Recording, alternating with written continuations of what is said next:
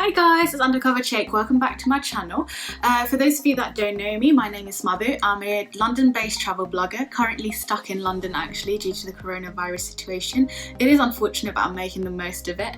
I have been sharing university vlogs and content over the years, and a lot of my content is actually on my blog and Instagram. My blog is launching soon, a new version of it, and until then, feel free to follow me on Instagram and stay updated. My Instagram is at undercovermother. I'll drop it here below.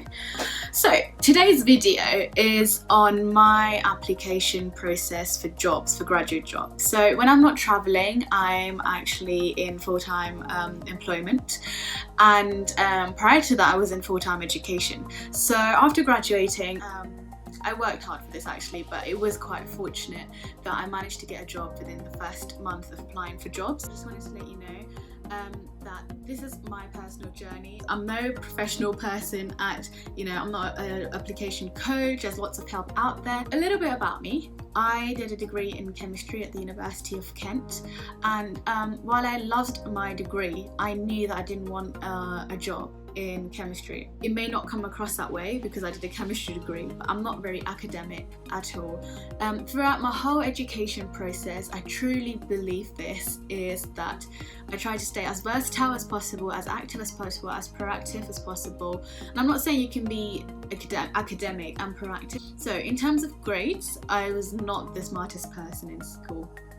But that does not mean, and this is not a story of, oh okay, I got like 4 Ds and an E or whatever and I actually managed to get a job. Not at all, because I don't think it comes down to that. I'm just saying, whatever grade you've got, whatever person you are academically, when it comes to the working world, you could be a 12A star person, 4A person, whatever, it doesn't matter unless you have personality. I'm really telling you this right now, personality sells for sure, especially in the working world. And as long as you can make that clear to the employees, you'll be able to get a job, okay?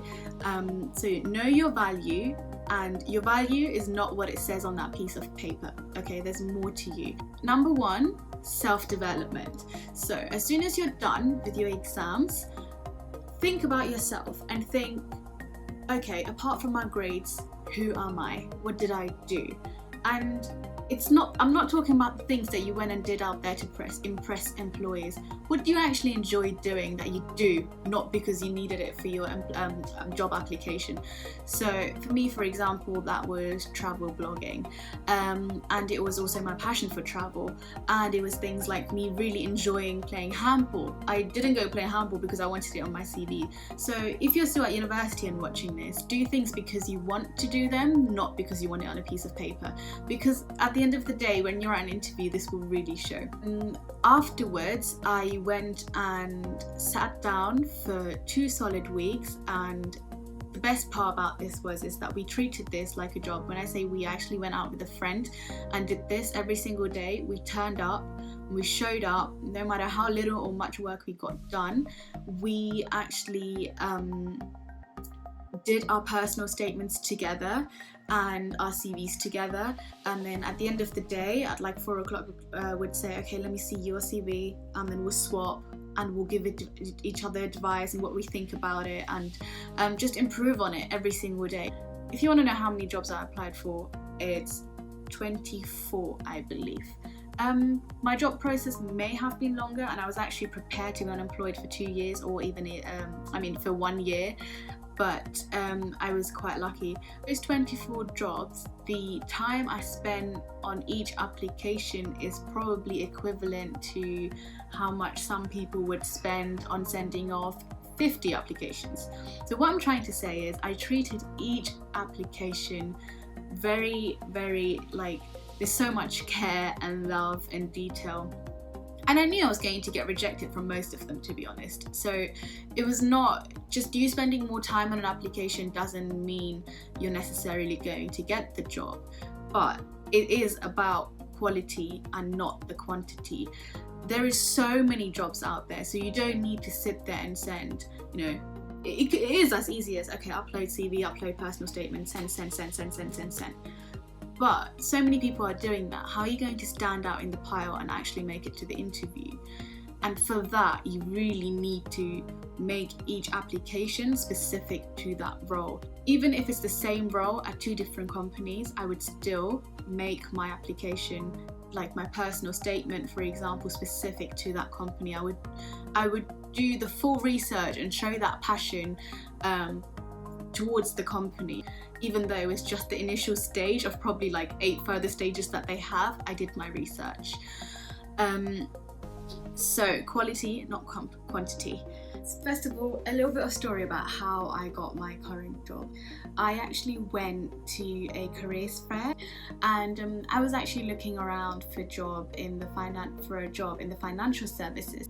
One of my friends who did a degree in computer science was like, you know what, I just got an interview over there and it's in IT, but actually I think you'd really enjoy it.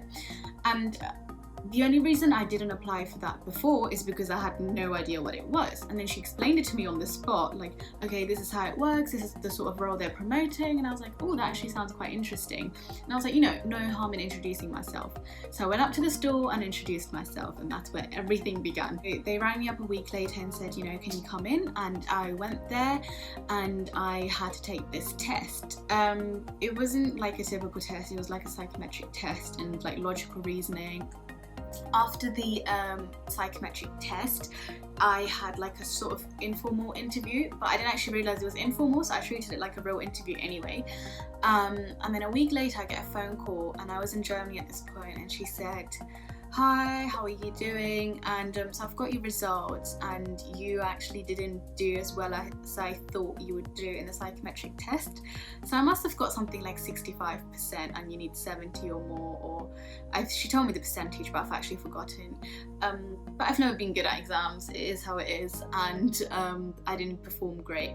However, this is what she said to me at that point: I really liked your personality and I really liked getting to know you, and I think even though you didn't pass this test, you do have the right attitude and you do have the right skills to be able to do the job.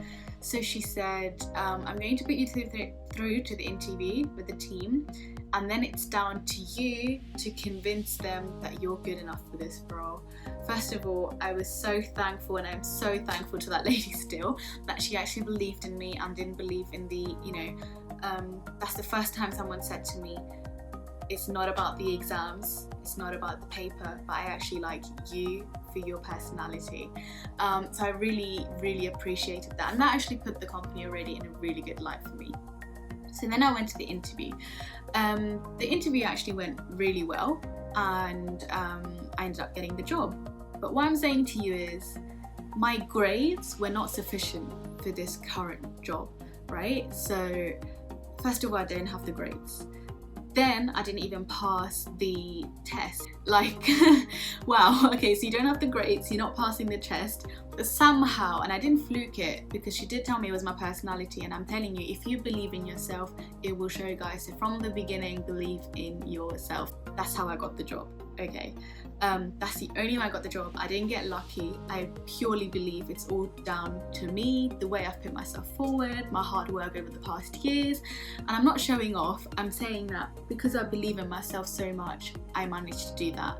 And yes, you will get so many rejections. The amount of jobs I apply to where they don't value any of what I just said, actually a majority of them sort of say they value someone who's well-rounded, but the first thing they do is tell you to send in your CV and your personal statement. They look at it on paper and think, okay, we've got 1,000 people here, but this person's got the grades, so we're going to put them to the next stage.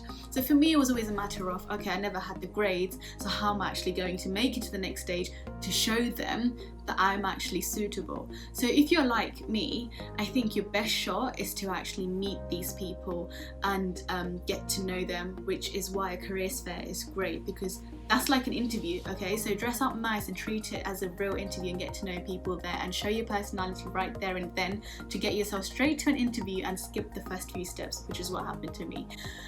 But also when I went to careers fairs, it gave me an idea of which sectors, like, there's certain sectors I went to and I introduced myself, and then these were big people, but I didn't like the attitude or their vibe, and that's when I decided I don't want to work here, I don't want to work for this company. So sometimes just being able to talk to someone, also if you've got that sort of emotional intelligence, you can tell if that's actually somewhere you want to end up. I'm not very academic. I've never been a great believer in just being all on paper. Again, it's quite controversial what I'm saying. You know, certain jobs, like certain people believe it is all about intelligence and paper, but I believe intelligence is not just what you can show off in an exam. A lot of the times I knew my stuff in exams actually, but they weren't just like, I'd panic, my brain would go blank, but that doesn't mean I don't know my things. I could actually explain things to someone and teach it to someone perfectly fine the day before, but in the exam it just wouldn't come to me. Also, I think it's very important to network. It's very, very important because one, you need to know how to network in the professional world and talk to people professionally, because if you don't, then that will show in job interviews, that will show in the working world. So it's about it's like a long-term thing as well, not just for job applications. Two, if you're actually getting to talk to people and build yourself a networking circle, you actually end up, you know, finding jobs you never thought you would find, or someone might offer you something. You know, it's always good to build a network. And talking about networking doesn't just have to be face-to-face. Don't just go to careers fairs, but also build your network on LinkedIn. That doesn't mean going around there and then seeing, okay, he's the CEO of this place, I'm going to add him. Oh, okay, she's the this of this, add him.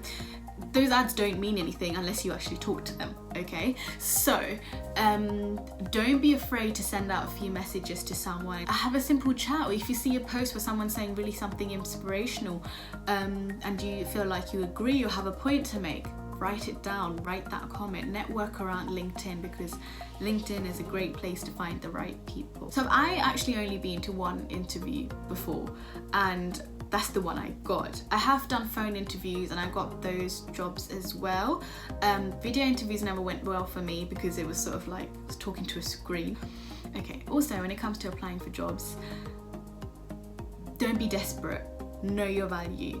Okay, there's plenty of jobs out there. I know it seems daunting. When you're a graduate, it seems like mission impossible to get a job, but I'm telling you, these employees really need you.